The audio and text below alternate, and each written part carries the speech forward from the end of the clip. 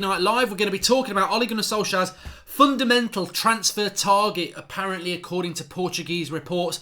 Also, there are 5 players that Ole Gunnar Solskjaer is targeting as well, which we'll be talking as well. And also Pochettino quite clearly hinting that he wants to leave Spurs this summer, I think. And we'll see. We'll talk about that without question. And I think Pochettino did want to come to Manchester United, so maybe we can develop that conversation as well. Where are you at the moment? Do you wish we had gone with Pochettino? Are you happy with Solskjaer? I'll be giving you my opinion on that as well. But let's start off about this fundamental signing then. Anybody who's watching the Transfer Daily shows, which we do Monday to Friday at 7 a.m, you know, we've got a Hotometer, Goldbridge's Hotometer, where I rank the top 7 players and we'll see if we actually sign them. And Bruno Fernandes has been top 2 times on the Hotometer now. And he's still currently top. I think there's a 6 out of 10 chance that we'll sign him, 60%, 6 out of 10, whatever you want to call it. I am aware of the Manchester City links, but I have been following the Bruno Fernandes story for about 2 months now, and I do keep my eye on the Portuguese reports a lot because obviously he plays in Portugal. And also, on top of that, I've been told by a couple of people that United want to sign Bruno Fernandes. And I think Manchester United do want to sign Bruno Fernandes. And the Portuguese reports today, I think it was Bowler again and Record, both saying that Ole Gunnar Solskjaer wants to sign Bruno Fernandes. Manchester United want to sign Bruno Fernandes. And I think it was Bowler saying that Bruno Fernandes is seen as a fundamental signing, so much so that Solskjaer has informed Woodward that this is the key signing for him this summer. We've spoken about Bruno Fernandes a lot. I think when you're in the midst of the season, I must be honest with you, when you're in the midst of the season, I always think, well, Portuguese players scoring lots of goals in a Portuguese league. I've got more important things to think about, like trying to get top 4. But now the season's over, I think you look at the season he's had, you look at what he's doing in Portugal, the fact that he can really play centre midfield as well, although he's better in an attacking position. He's got a lot to his game, and I think if he could adapt to the Premier League, it'd be a very, very good signing for United. And the fee I think will be around £60 million, which I think is why Manchester City are being touted for him, because Manchester City regularly don't pay more than £60 million. And I think, yeah, he's got a release clause of around €100 million, but I think around £60 to £70 million would get him, because this is Portugal at the end of the day. It's not the Premier League, it's not La Liga, and I think that would be around the fee for him. So we'll have to wait and see. I've been saying this for a number of weeks now. I do think that Bruno Fernandes is the number 1 target for United, and I still think he's the most likely signing at this moment in time. Now, if he goes to Man City, you're not going to get... You know what happened. I thought we were getting Fabinho for a couple of days last year, and then a couple of days later he signed for Liverpool. I didn't suddenly say I didn't want Fabinho. I think Fabinho would have been a very good signing for United, and I wanted him, and I think Liverpool got a good signing, and we've seen that this season. And I think if Bruno Fernandes goes to Manchester City, they'll get a very good signing. So I'm not going to go balls deep and say, oh, you know, I don't want him. I want Bruno Fernandes, then retract and say I didn't really want him. I do want him, and I think United want him. But as we know, you know, we're recovering from this Ander Herrera news. We're recovering from the fact that we're crap.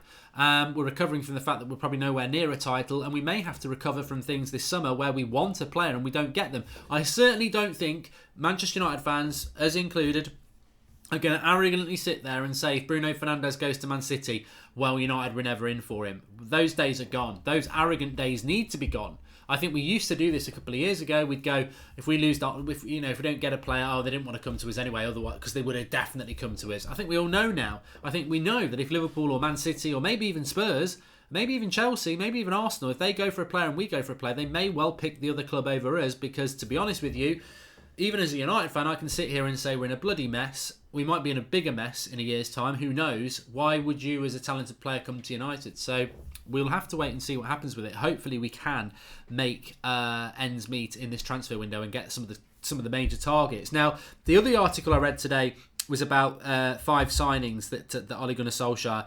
I mean, this is something I remember talking about this last year. So let's do it in the live comments. Somebody just asked about this kit. This is the United Stand FC kit. You can get this kit. The link is we can get this top. The link is in the video description.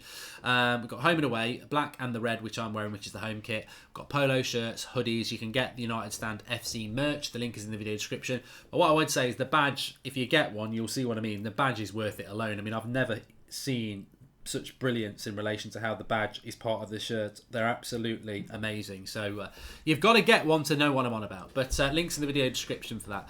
But how many signings do you think Manchester United are going to sign this summer? How many do you think they're going to sign? This article is saying that Solskjaer will sign 5. And let's be honest with you, I do think that 5 is...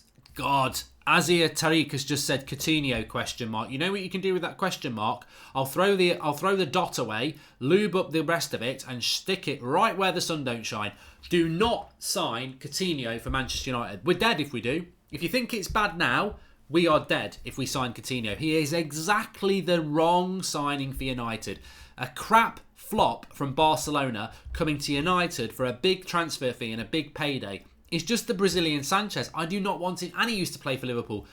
Don't mention that name in here. I do not want that sort of signing at United. I don't know about you lot, but he is. I would rather sign that Daniel James every day of the week and Sunday. Coutinho, no, nowhere near Manchester United as far as I'm concerned.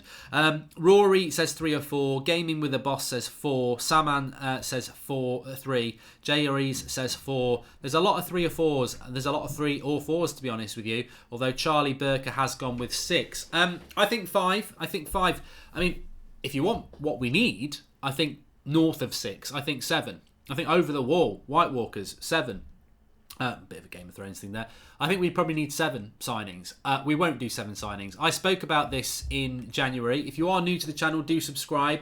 You're very welcome, whether it's your first minute or your 4th year on the United Stand. Everybody's welcome, so please do smash a like and subscribe. But if you were watching the shows around January time, and I got very angry that we didn't use that transfer window, and everyone was like, oh, Ollie's at the wheel. We've won all these games. We're going to get top 4. Stop moaning, Goldbridge. You're being negative. And I said, look, I didn't predict that it was going to fall apart. I thought Ollie at the wheel would continue. But what I did say is we need 6 or 7 signings. We need 6 or 7 players out the door. We will not do 10 deals this summer. Well, we might. I don't think we will, actually. I'll stick with it.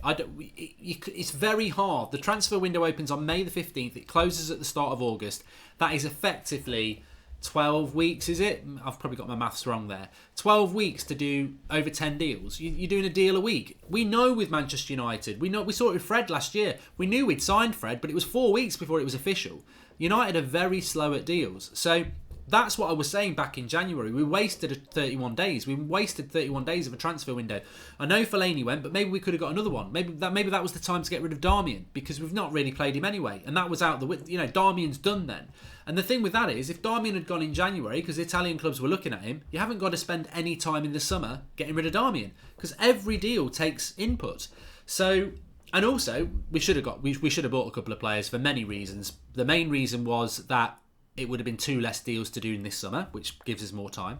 And more importantly, I think 2 deals in January would have got us top 4, because we stagnated, we got lazy, and we missed out. So, I think 5 signings coming in is achievable. But I think 5 going out is achievable. I don't think we'll see anything more than that. But as I've said many a time, I think the great thing about the community we have on the United Stand is that you get a lot of people who are quite realistic and think things through. And I think that's the bottom line, I would say. I'd love to see 10 players sold and 10 players coming in. This ain't FIFA, and also you can't physically do it. Ed Woodward wants to be involved in everything. He can't do 20 deals in 12 weeks. I don't think he can do 10 in 12 weeks, but I hope he's going to prove me wrong, because I think 5 in and 5 out is the minimum we need this summer. Herrera leaves another position to fill, says Sean Byrne. Yes, it does. I also think that maybe, Valencia's going, but there's no sale, so he goes. Herrera's going, there's no sale. They just walk out the door because we didn't sort their contracts out. Mata may well be the same. Sales-wise, I would think Rojo will go for money. Darmian will go for money, so that's 2 deals that we will definitely be working on. And then, I'd love Matic, Young, Jones, Sanchez, Lukaku, and a couple of others to be leaving, but that just shows you straight away. We will have Lukaku and Sanchez here next summer. We might get lucky and get rid of one. We need to get rid of both, but I still think they'll be here. So 5 coming in the door. Now, the article I read today the 5 names that United are sort of looking at was Declan Rice, Jadon Sancho, Wan-Bissaka and Yuri Tielemans. I mean, those sort of players I think have been plucked out of thin air, to be honest. I don't really think there's any credibility to that story. I think everybody knows, after what Ole Gunnar Solskjaer said yesterday, that he's looking at players to be here for years to come, to build a team around. And obviously we were linked to Daniel James. So I think what the journalists are doing is they're looking around at players that are young and will develop and be here for years to come. And you look around, Declan Rice, Yuri Tielemans, Wan-Bissaka, Jadon Sancho, obviously, they're obvious candidates.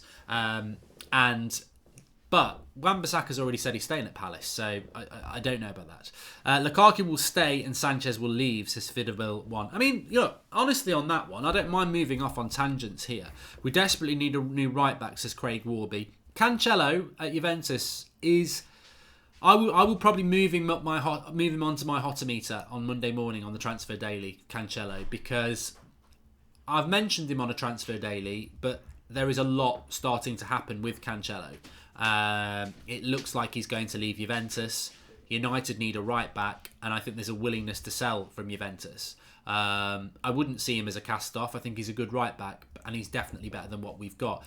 Interestingly, with Juventus, I was reading something in Italy today, because I've always followed Italian football, and I do follow a lot of the Italian journalists and the Italian news, and they were saying that Juventus have got a choice to make on the midfielder they want to sign. Obviously they've got Aaron Ramsey, but they're looking at Rabiot or Ndombele, and I saw that and I thought, you know what, I can't even say anything. I mean, you can't even get mad and say, why are Juventus picking out of those two when we'd like them both? Because we got to get in line. Juventus now, because they're board brilliantly last summer, bought Ronaldo and has shown some real appetite to make themselves one of the best teams in the world, because they dominate in the Italian league and they have done for years, but they want to dominate Europe, and their owners at Juventus, I mean, I don't think Juventus are a richer club than United. They've just got ambitious owners, and that's what they're doing. They want to bring some talent in there. I think they'd love to bring Paul Pogba back, but so United might have to get in line, but I'd personally, I'd love to get Ndombele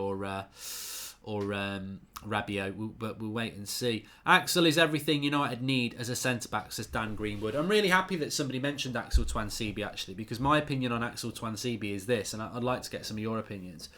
Played very well for Aston Villa today. He's been playing very well for Aston Villa all season. Aston Villa, maybe they'll get up through the playoffs, maybe they won't. There's a lot of United fans saying Tuanzebe needs to be part of the first team plans next season.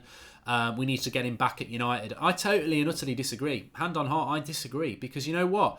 I'm not falling into this romantical bullshit anymore that we get fed by United. Oh, these youngsters are going to be part of the plans. The season starts.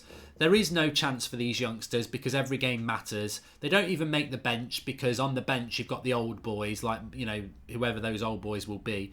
And they end up with 3 or 4 games in a whole season. Maybe a Europa League game, maybe a Carabao Cup game.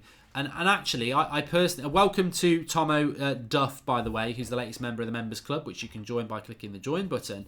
And Smut Beers has just said welcome to the club. But look, what I would say is very easy. Axel Tuanzebe, right? Do you want him at United next season, maybe sitting on the bench, maybe not even on the bench, as a backup centre-back, playing 5 games a season? 5 games in a season? Or do you want him on loan at a Premier League club, playing every week, playing for 38 games? I know what I want. I want him playing in the Premier League next year, and I want him playing week in, week out.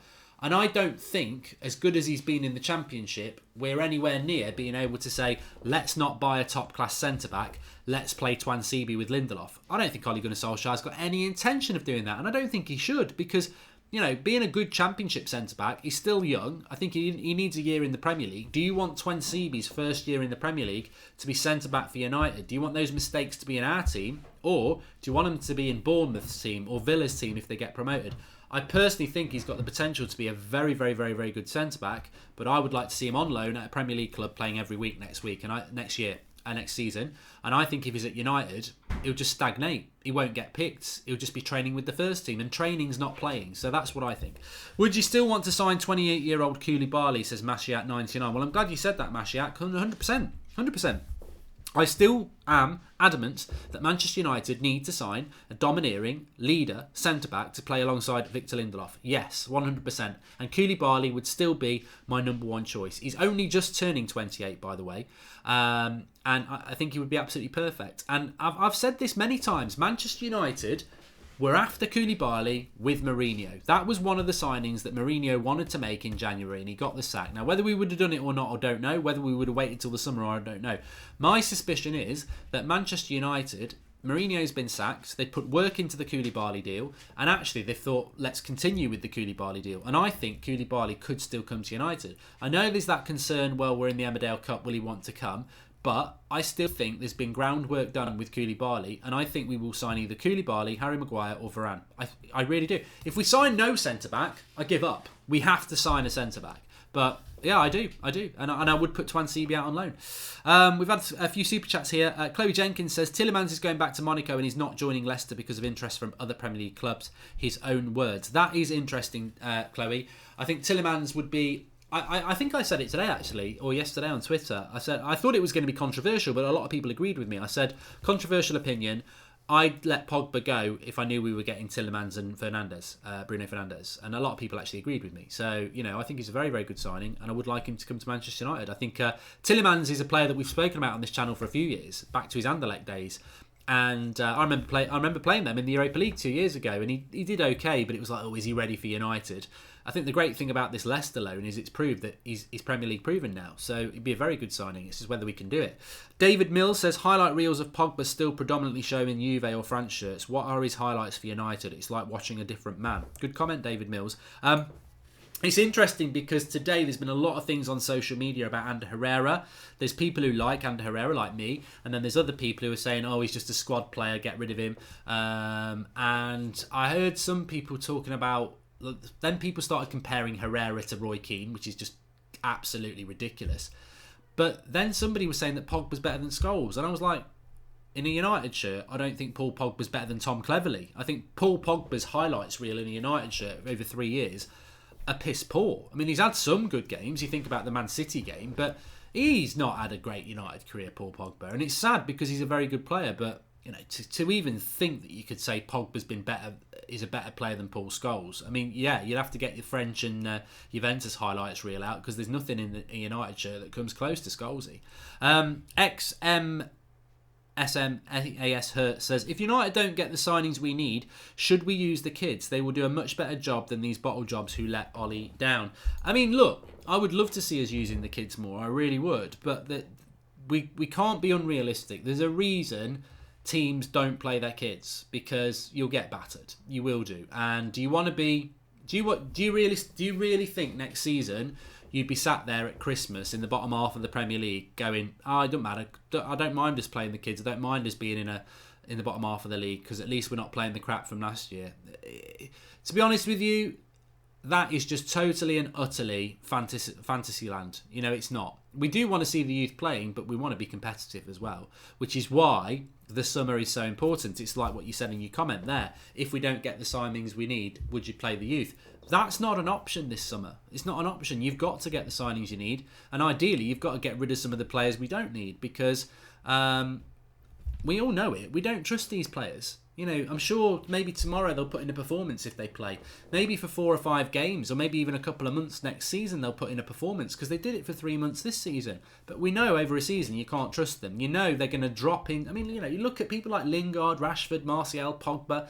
Like, these are players that we all back and we all like, and they were brilliant for 3 months. But then they've just disappeared for 2 months into ridiculously bad form. And I don't think many of us will forget that. They've got a long... Basically, I still like Martial, I still like Rashford, I still like Pogba, I still like Lingard. But to get me back trusting them again, and you, they've got to basically have a flawless season next season. All season. No drop-off. Just to get the trust back. Because in the back of my head, with all of them now, no matter if they score a worldie or not, I'll be like, yeah, but next week they might just disappear again. So United have got to get this summer right. They have. 2 Norwich fullbacks, they were in the team of the year in the Championship, and they're young, says MH. I don't think we should be buying too many players from the Championship, but there's no issue with doing it. There is an arrogance about this. Andy Robertson, Liverpool bought from Hull. He's now the best left back in the Premier League and one of the best in Europe. Trent Alexander-Arnold has obviously come through Liverpool's youth setup. Phil Foden's come through Man City's youth setup. But the thing is, United haven't. There's an arrogance about transfers, and I think we need to move away from it. I said this last night. If we sign Daniel James from Swansea, and we sign somebody else from, I don't know, Southampton, so bloody what? Look at Liverpool again, Sadio Mane. I mean, they basically bought Southampton, didn't they? But I look at United. I mean, going back many years, Lee Sharp was a brilliant winger. We got him from Torquay.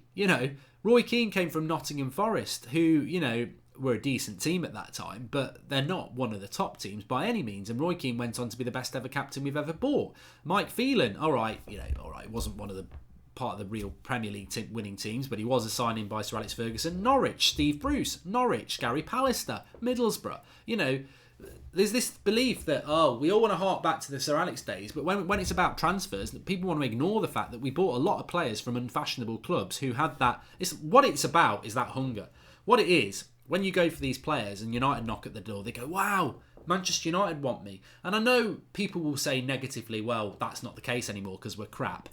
I tell you what, if you're playing football for, I don't know, if you are playing football for Southampton and you're on 30 grand a week and you're a good young player and United knock on your door, you ain't going to go slam it in the face, you're in the Emmerdale Cup. They won't. They'll go, bloody hell. Because no matter what, Manchester United is still going to be a massive club.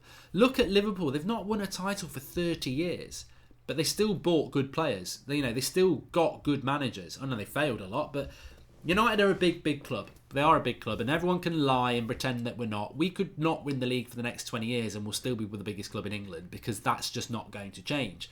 And they're the right players to sign. The players to sign are the ones that when you knock on their door, they're like, oh, Manchester United. They're buzzing, they're excited, they're nervous. It's a big step. The Dot Pest says, Mark, what do you think about the Arsenal legend saying that if we lose the game versus Cardiff, Ollie would be in danger of sacking? Well, the Arsenal legend is Paul Merson. I don't know whether he's an Arsenal legend, but I heard this today, and it comes nicely into what I was going to talk about anyway. That this Pochettino has basically come out with some comments about Spurs, saying that things would need to change for him to want to stay, which because obviously he's not spent any money. I don't have any facts about this. I don't, but I said this a few times over the last 6 months that as soon as Mourinho got sacked, I think Pochettino quite fancied the United job. I think he did want the United job when we gave it to Ole Gunnar Solskjaer, and I think that's the situation. I think that Pochettino would have been very, very gettable because I know he's done a good job at Spurs. I know they're in the final of the Champions League, and I know he's done it. They've got a brand new stadium, but I think he would. I think if we'd knocked on his door, he would have gone, "Wow, Manchester United." I really do. Ole Gunnar Solskjaer won't get the sack if we lose to Cardiff tomorrow. It's ridiculous. I don't know what Paul Merson's been on, but it ain't legal because he's talking out of his arse. Ole Gunnar Solskjaer will not be sacked if we lose to Cardiff 6-0 tomorrow. We won't lose to Cardiff. It's a dead-end game. But he won't be sacked. The more prevalent question is, as a United fan, which many of you are, where do you sit on this at the moment? Do you wish we'd gone for Pochettino or are you happy with Solskjaer? Because that's the question. But Ole's the manager. Ole's the manager next year and maybe the year after that. But he's definitely going to be the manager next season. And rightly so. I mean, I can give my opinion on it. I wanted Ollie to get the job. Whether the board should have made a different decision or not, as I've said many times, look, the board are not United fans, most of them. They are businessmen. And maybe they should have looked at it from a business point of view and gone, you know what? Ollie's a risk. He could win the race, but look at Pochettino. He's got all the pedigree. We should be going for him. But they didn't. They went with Ollie. They went with what the fans wanted. And we've got Ole Gunnar Solskjaer. And United, whether it's Pochettino or Solskjaer, still would need... if Pochettino came in a month's time, nothing would be different. You'd still need to solve the De Gea and Pogba issue. You'd still need to get rid of Jones and Young and Matic and Smalling and everybody else over the next couple of years. You'd still need to bring in about 7, 8, 9 players over the next couple of years. It's still a massive job. And I think that's what people don't realise. They think, if Pochettino comes in, we're winning the title next season. No. I've said this before. No matter whoever gets the United job, it's not going to happen overnight. There's loads of things we need to get right just to be contenders again over the next 3 years. So look, if we got Pochettino, obviously that would be in a different position. But I'm happy with Solskjaer. It's what I wanted. I'm looking forward to this summer now to see what we're going to do. I'm going into the summer with a lot of trepidation and a lot of concern. I'm not again. I don't trust us to get it right. I don't trust the setup. I don't, and it's down to them to build that trust back. But any journey's exciting. I think as a United fan, I'm concerned. Why wouldn't you be? I'm excited because you hope that they'll do things right and they'll bring in the right sort of players. But then I'm also very worried because I know there's a number of players that are still going to be at this club next season who shouldn't be here. Lukaku shouldn't be here. I think he still will be. Sanchez shouldn't be here. I think he could still be because he's so difficult to get rid of. 3 years left on his contract, 400 grand a week, and you want a transfer fee. Who's stupid enough to do that? Phil Jones, Ashley Young will still be here next year because we've only just given them new contracts. So Matic will still be here next year. He's not even on the agenda to be moved on, and he's crap. So we're still going to have players in the club that will be playing first team games that will make us weak, which is why we will be nowhere near a title next year, even if we buy 4 or 5 good players. And that's a big if, isn't it? That is a big if. But I'm excited by it because I love the transfer window because it's all about optimism and hope, isn't it? And the great thing is we know, unlike last year where Mourinho wanted signings and didn't get many because he'd come second in the league and the club were like, well, we came second in the league. They cannot not sign players this summer. They cannot not realise that we need to get as many players in as we can this summer, and they need to be quality. So we're sat there as fans thinking, wow, what's going to happen? Jack Maskell says, we talk about how the board treat the club like a professional business, yet their discussions like the director of football are so unbusinesslike. Well, Jack, I agree with you. Apparently we're run by very, very accomplished professional businessmen, but I just quoted something there, didn't I? 400 grand a week for Alexis Sanchez, 250 grand a week for Lukaku. He was in charge of those deals because they're absolutely amateur. They're amateur deals. When does the transfer window open officially, says Lil Wee? It opens up on Wednesday, doesn't it? I think it opens up on the 15th. So 12th, Wednesday. I'm pretty sure it opens on Wednesday. My recollection of this is that that's the first time. Last year was the first time it opened on the 5th, in the middle of May, and it closed early in August. So this is the second year. And if my recollection is right, we didn't actually see any signings by any club early before like mid-June. So it'd be interesting to see if anything does happen early before mid-June. Because, Daniel James plays for Swansea in the Championship. Their season's over. Our season's over tomorrow. So why would we not be working on that deal next week? We've got no more games. They've got no more games. Get the deal done. Obviously, if you're looking to buy a player from a club whose season's still running or they've got cup finals and that, you're probably not going to, I think the Champions League's at the start of June, isn't it? Then you've got international games. So there's no World Cup, so that helps a lot as well. And maybe that was a problem last year. What if we bought nobody, says Owen McDade. I think if we bought nobody, you would find that there would be a lot of problems at Manchester United. We'll definitely buy people. We definitely will. Kieran Burns says it opens up on Friday the 17th, according to him. Get Manolas, a very doable deal, says Mark Davis. God, I'd rather Twansibi. I would. Look, I've spoken about Manolas on this channel for 3 years. 3 years ago, I think I quite liked that signing, but I don't like that signing anymore. It's not the level we need. We need a world-class centre-back.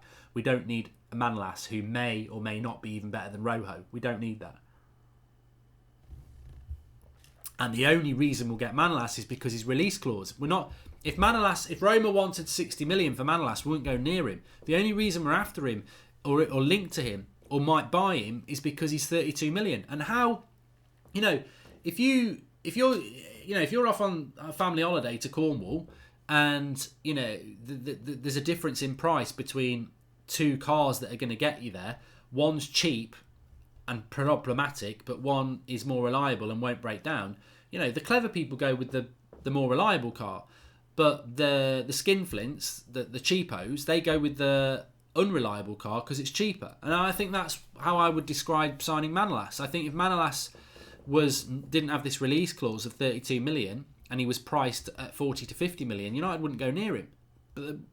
And that's not how you build a club. You don't build a club by cutting corners and going for cheaper options. There's a reason that they're the cheaper option, because they're cheap. And United need better than Manolas, but it wouldn't surprise me if we ended up with him.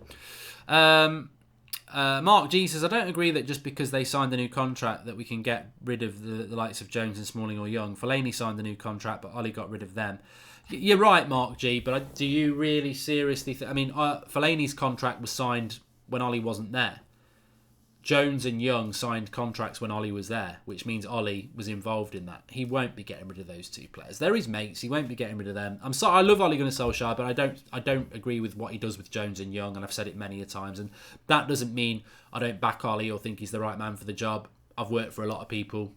I respected a lot of people, but there's still aspects to their leadership that I thought were dodgy, but I still respected them and wanted them to be my leader. And I think that's what it is with Ollie. I respect him. I want him to be our leader, but there are areas of his management that I think, oh God, that's a bit dodgy. But it was the same with Sir Alex, greatest ever sports manager, but anyone who remembered him in charge will tell you there are aspects to his managerial way that were a little bit questionable at times. K Havertz Mark says Mark Smelka, and looks like Maguire, Fernandes, Cancelo and Daniel James. They won't do it. We ain't getting 5 signings. We need a right back urgently as well, says Kieran. People are saying, Harry Jones says, people are saying Gay, Tielemans and Rice are Pogba replacements. Surely Rice and Gay are for Matic and Fernandes, Tielemans to replace Pogba. I mean, Idrissa Gay has got absolutely great stats in relation to tackles and everything like that. But you know, Idrissa Gay is the same age as Ander Herrera. So we let Ander Herrera go for nothing, and then we spend 40 million on Idrissa Gay, who's the same age, and probably pay him 200 grand a week. I won't be able to get my hat on the Idrissa Gay deal if we do it. I'll be like, who is in charge of this football club? From a business point of view, it makes absolutely no sense. And is there a massive difference between Idrissa Gay and Ander Herrera? I don't think there is. I think it's basically letting the same player walk out the door for free to buy the same sort of player at the same age for 40 million. It just would not make me any sense at all. Virgil Hainsey wanted Poch, happy with Ollie, but I know this isn't the team, but his selections worry me. Would his purchases reflect the quality of his favourites? Well, this is what this summer's going to tell us all about, isn't it, Virgil? And Sam Robertshaw, Max Aarons, Maguire, Lascelles, Rice, Maddison, James, Sancho. Wilson over 2 windows. Talented, fresh core with English football experience and Sancho. That's Sam Roberts. I mean, to be fair, Sam, I have heard that as well. Koulibaly has African Cup of Nations this year, says OF. Well, yeah, that could delay that if it's going to happen.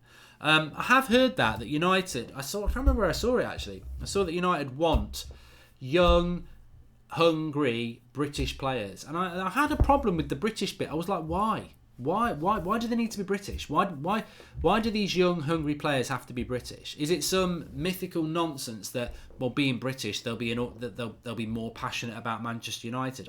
We don't live in a world like that now. It's like something from the 80s. Oh, they've got to be young and British and hungry to play for Manchester United. Why? There's no requirement for that. You know, the world's a very small place, a football world now, and why can't there be young, hungry Portuguese players? Or Italian or French. I think if you narrow yourself down to British, you're only looking at 10% of the whole market. So I think young, hungry players who want to come to United and work hard, great. Who are talented, brilliant. But I don't think they need to be British. You know, Ruben Neves over Declan Rice every day of the week. You know, I think we need to be looking around the world. And maybe we're talking British because maybe Darren Fletcher's going to be the director of football, and what's Darren Fletcher done for the last few years? He's only played football for Stoke and West Brom, so maybe he doesn't know about the European transfer market, but we've got to be in it because you get bargains there. You get players as good as British, because if you just sign British, you pay a British tax, don't you? You know that Declan Rice, if he was French, you'd probably get him for 25 million, but because he's English, you're probably going to have to pay 50, 60 million. So I hope that that's not true. We need a striker more than a centre-back. Rashford is woeful, says Wolfgang Plays. I don't think Rashford will be going anywhere. I'd like to sign a striker. Pochettino could go to Juventus, says Ryan Skibara. Yes, he definitely could. Let's develop Scott McTominay. Do we really need a midfielder, says Exposed Tube? I mean, that's a depressing thought. And disagree about Twansibi. He was already ready last year, says LA Brit. I don't think he's ready. And look, doesn't matter what I think. I think he needs a year in the Premier League, and I don't think he'll get a year in the Premier League at United. I don't want him on the bench. I don't like when loan players go on loan, play every week, come back to United to sit on the bench in the reserves. Like, they need to play first-team football. And if he goes to the Premier League next year and plays a year and he's brilliant, we know we've got our centre-back for the next year. Sam Robertshaw says, not specifically British, but experience of playing in England. They will then be able to help European players settle quickly with less pressure. I mean, that's a good point. Ruben Neves would be a prime example, wouldn't he? Because he's Premier League proven. Tillemans as well. Rad Magon says, when is the United Stand FC video coming out, Mark? Yeah, it was meant to come out today. So our first proper competitive game, United Stand FC, I've got the video ready to go up, and it was going to go up this morning, but then the Ander Herrera news broke, so we did a video on that, so hence it's not gone up. Obviously it won't go up tomorrow because we've got all the Cardiff fan cams and watch along and everything like that, so it'll probably go up on Monday, as long as there's no breaking news about transfers. We're in that world now, aren't we? So it will be going up. Remember, if you want to get United Stand merch, the link is in the video description for that. You can get United Stand home and away tops, polo shirts for Sama, zip-up tops, hoodies, the lots. The link in the video description for that. Anyway, thanks everyone for watching. I'm off to watch a film. Really enjoyed the show tonight. Relaxed vibe on a Friday, Saturday night, 8 o'clock show. Remember, we're live every night at 8 o'clock. Subscribe to the channel. Smash a like on the video. Get your merch in the link below. And I'll speak to you all tomorrow for the watch along. Thanks for watching.